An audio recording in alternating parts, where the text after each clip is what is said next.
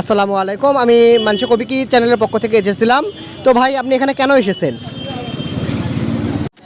তো ভাই আমরা ফেসবুকে লাইভ দেখে আসছিলাম। লাইভ ওকে সিটিতে অফার ছিল আজকে 50 টাকার গেঞ্জি, 350 টাকার গেঞ্জি 50 টাকায়।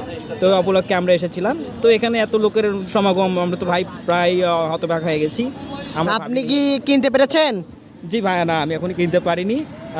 তবে দেখা যাক, যদি ভিড় কমে ঘন্টাখানিক থাকবো, নইলে চলে যাবো ভাই, তাদের আমার বাসায় অনেক কাজ।